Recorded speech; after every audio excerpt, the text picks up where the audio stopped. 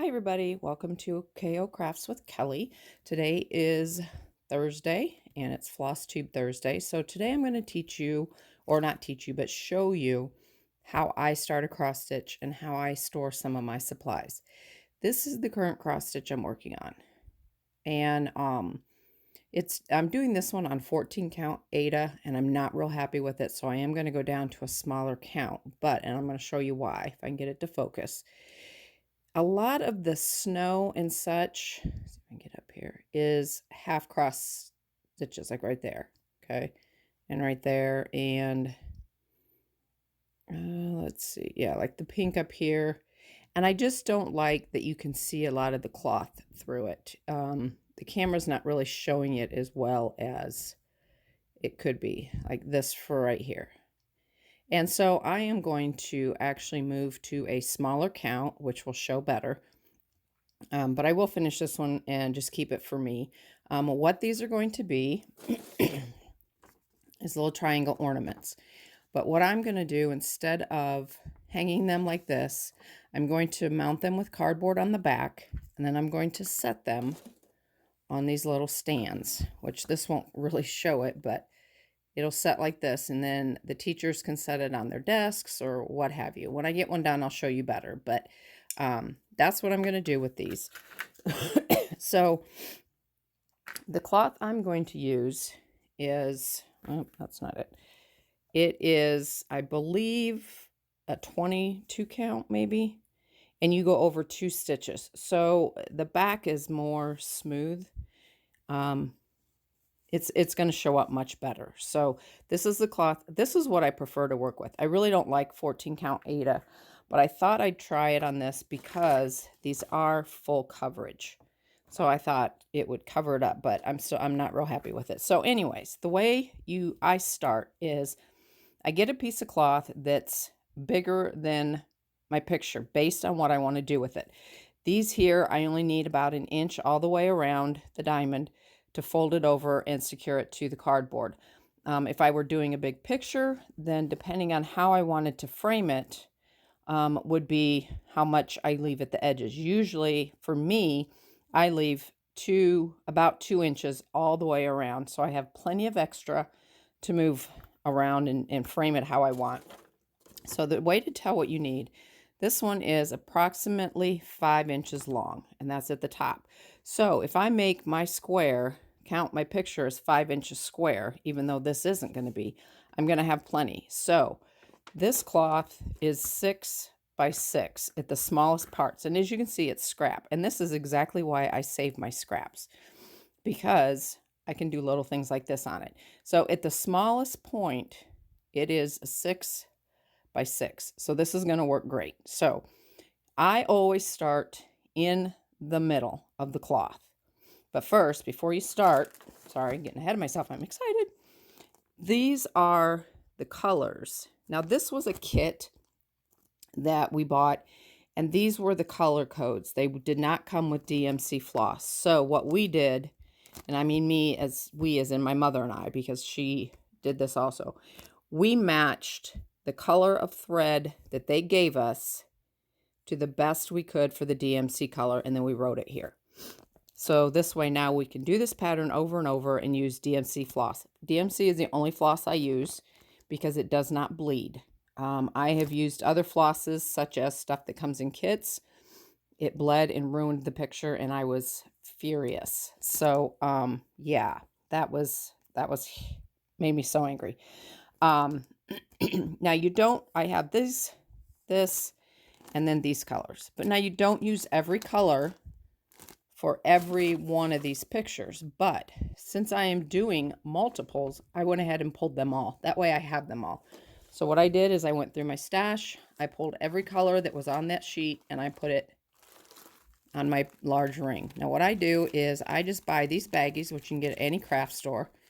They already have holes in them. To make them a little sturdier, I just put an index card in there, punched a hole, and bam, there you go. I keep all my colors in boxes like this with it marked. And then I have just a card that marks 300 numbers, 400 numbers, and such. And then I just took an envelope, sealed it, cut a little bit of the top off, put the number on it, and then I just stick the envelope in there and put it in my box by card number. So that way then I have it all right here. I currently have 7 of these boxes full. Because I have, at one point when I first started, I bought a kit that had every DMC color.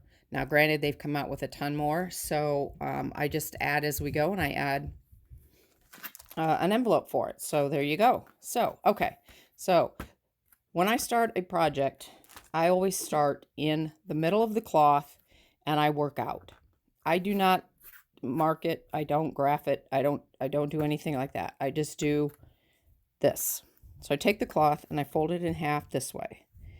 And when you're like me using an oblong or an uncut square, it's not, it's just scrap. I just fold it as best it is that will go evenly. And then I fold it again this way. So I have a square, okay? This point right here is your middle. So what I do is I take a pin and I stick it through. Now it doesn't have to be exact. I'll get it to, there we go. And I just stick it through. And it doesn't have to be exact because it's only going to be off by a stitch or two. And so in between here is where I'm going to start. Okay, and that's going to be my middle stitch. Now on my pattern, okay, this is the one I'm going to do right here. On your pattern, you have an arrow here that shows the middle going this way, and you have an arrow here that shows it going this way. So you can find the middle of your stitch. And what I do, bring you up a little bit so you can see this a little bit better. Here. Okay. I take, now this is magnetized. This folder I bought, and I use this for my little patterns. Hold on for me 1 second, and I'll show you one that I use for the bigger. Hold on. Okay, for the bigger patterns, I use these bigger blocks, and then you can get, I use it for marking my rows, or if I have a big graph I'm doing, I do it that way. So that makes it easier, okay? But I'm going to use, since I'm doing a small one, I just use this, and then that way I can just close it up and off we go. So I'm going to mark this across. Okay. So there I have my middle marked that way. Then I'm going to take another one, which I'm going to take this one because it's a little bit shorter. And then I'm going to mark it this way. Okay, right down the middle. And once again, you don't have to be exact. You're just going to start. So that's my middle. Okay.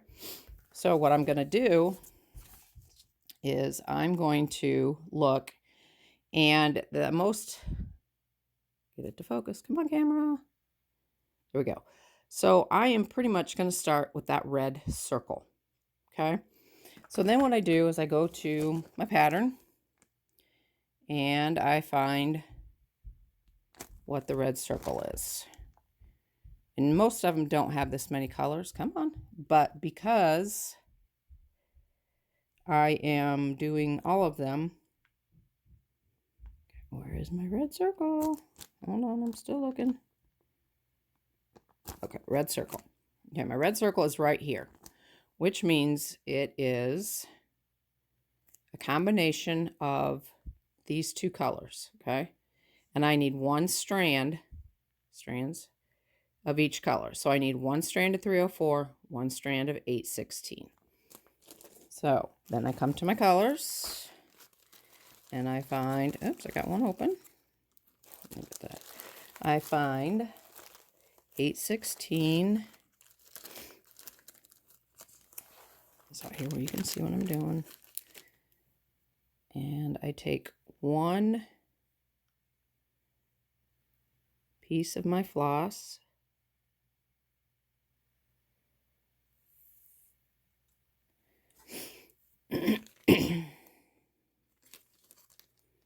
And then I need 304.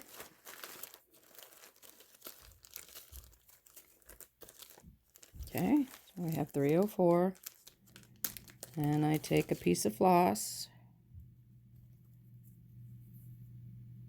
Now, if I'm going to cut a piece, if I don't already have a piece already cut in my strand, then I will cut them the same. But if I've already got a piece cut off in there, I just use it and make whichever one is the shortest, the one that goes with it. So, okay. Whoop. Dropping it on the floor. Okay. So I have one of each strand of color. And I'm going to hook it together. Now, not a lot of patterns do this, but this one does a lot of it for the shading. Okay. So I'm going to thread my needle. Now, I do not put knots in my work. If you look at the back of my picture, you will see 0 knots because I do not knot. I have found if you put knots in the back, when you stick it to your sticky board to frame it, those knots push up through the project. So you don't want to do that. And I'm going to show you what to do. So first of all, I got to put this in a hoop. I'm going to take this one off. And I do not own any of those square ones that are out now. I am very old school. I've been doing this since I was 9 years old.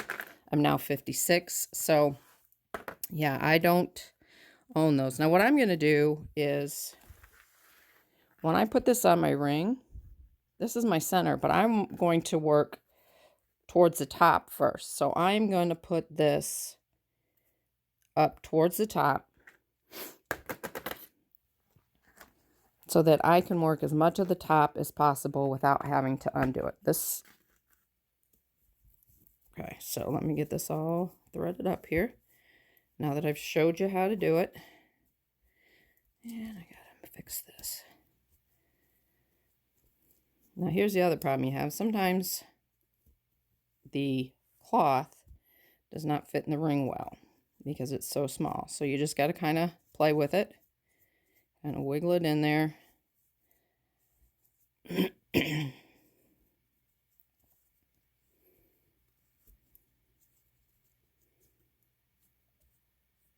Get it in there, sorry.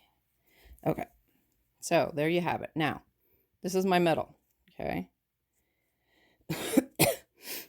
So what I'm going to do is, because I know I'm starting in the middle, I'm going to get my needle and I'm going to come up anywhere close to the middle of where that is, okay? And then I'm going to take it out and put it away so I don't stab my foot later, okay? And then I'm going to pull it up and flip it over. And I'm going to look and I'm going to leave a big enough tail that I can stitch over it. And it doesn't matter. You can use however much you knew. I like to leave a little bit so that I don't lose it later. Okay. Now it's important when you're cross stitching to do your stitches in the same direction every time. And it doesn't matter which direction you go. So since I'm doing 22 count, I'm going to go 2 holes instead of 1. So I'm going to go 1, 2, and that's my X. Okay. And I'm going to pull it down. Okay. Now I'm going to look and see how many I need. Okay.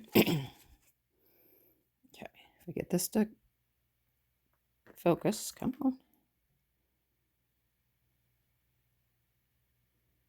Why won't it focus? There we go. Okay.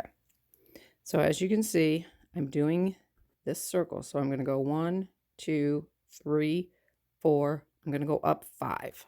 Okay. So take my needle and I want to remember too that I'm going to cross over these. So the next place I want to come up is my next stitch up. So right there. Okay.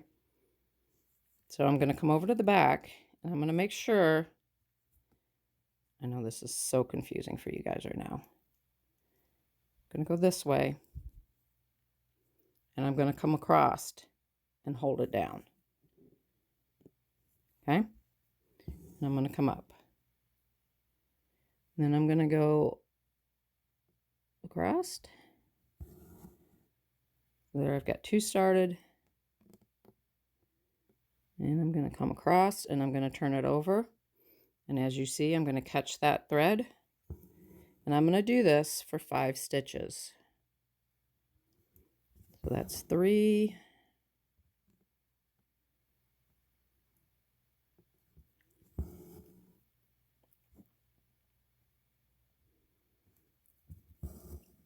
4, and then on the last one, I'm going to hold it down, then I'm going to come over and I'm going to snip that.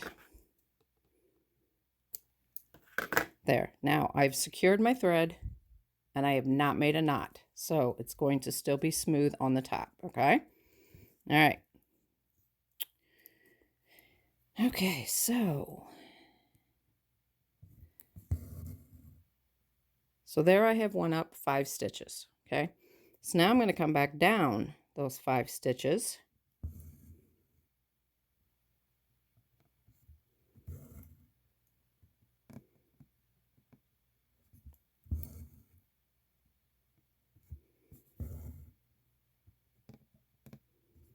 Oops, sorry.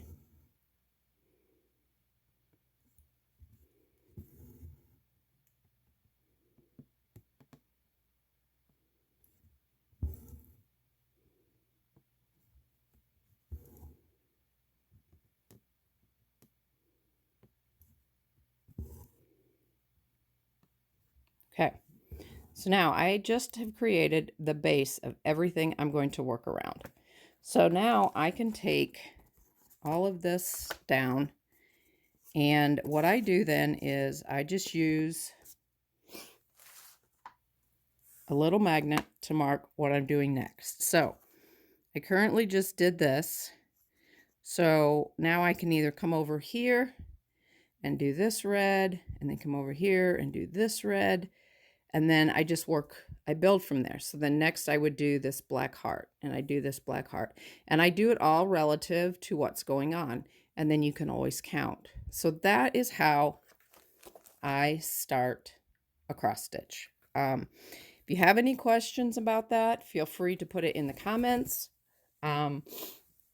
If you have anything else you'd like me to show you on the next one, please put that in the comments. I'm more than willing to show you guys whatever it is you want to know.